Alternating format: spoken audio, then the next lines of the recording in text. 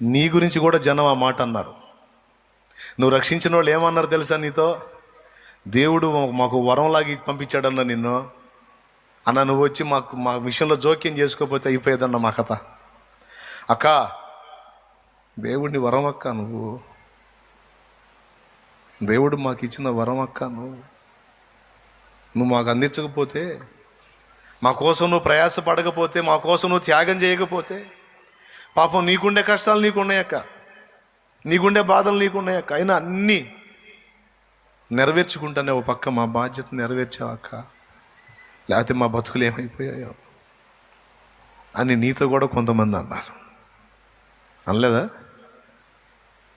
అనకపోతే వాళ్ళు కృతజ్ఞతాహీనులు అవుతారు, ఖచ్చితంగా అంటారు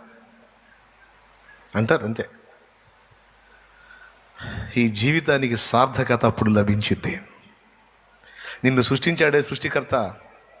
తల్లి గర్భంలో నువ్వు పడ్డప్పుడు ముద్దు పెట్టాడు, భూమి మీదకి వచ్చినప్పుడు ముద్దు పెట్టి నా ముద్దుల కొడుకు కూతురు అనుకుని మురిసిపోయాడే ఆయన.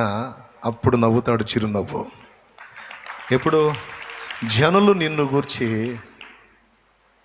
గూర్చి నిజంగా నువ్వే లేకపోతే మా బ్రతుకేమగునో, ఈరోజు మాకు దీపమయ్యావు, నువ్వు మా బ్రతుకులకు రక్షణాధారమయ్యావు, నీ ద్వారానే మేము ఆ రక్షకుడిని తెలుసుకున్నాం, నా బ్రతుకులు ఇలా మారినాయి అనే మాట నిన్ను గురించి ప్రజలు అన్నప్పుడు, నిన్ను సృష్టించాడు చూడు, నీకోసం ప్రాణం పెట్టాడు చూడు, మళ్ళీ ఒక్కసారి ముద్దాడుతాడు నీకు తెలియకుండా నిన్ను.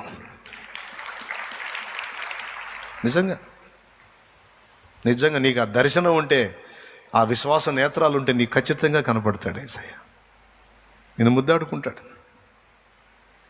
నా బంగారు కొండవరా, అందుకేరా మరి నీకోసం అంత కష్టపడ్డది నేను. చూడు ఎన్ని జీవితాలు వెలుగుతున్నాయో చూడు నీ వల్ల. చూడు నా తల్లి, ఎన్ని బ్రతుకులు బాగుపడ్డాయో చూడు నీ వల్ల. ఈ కొంచానికే ఇంకా నేను ఇస్తాను, నీకు లైఫ్ ఇస్తా. ఇంకా చాలామందిని వెలిగించాలమ్మా, నువ్వు చాలామందిని వెలిగించాలరా. వాళ్ళంతా నిన్ను ఘనపరిచి మాట్లాడుతుంటే నేను తృప్తి చెందుతా. దేవునికి స్తోత్రం. నిన్ను కన్నవాళ్ళు తృప్తి చెందాలి, కట్టుకున్నవారు తృప్తి చెందాలి. ఒకవేళ దురాశపరులై, వాళ్ళు అన్యాయస్తులై ఒకవేళ నిన్ను నిందిస్తే, నీ కష్టాన్ని గుర్తించకుండా నిన్ను తోలనాడితే, నేను ఎరగనా నీ కష్టాన్ని? వాళ్ళు ఎరగరు, సరే, నేను ఎరగనా నీ త్యాగాన్ని? కొంతమంది అన్యాయస్తులు ఉంటారమ్మా, నీ త్యాగాన్ని గుర్తించకుండా నిన్ను అంటారు. కొంతమంది అన్యాయస్తులు ఉంటారు నాన్న, నువ్వు వాళ్ళకి మేలు చేసావు అన్న సంగతి ఎరగరు.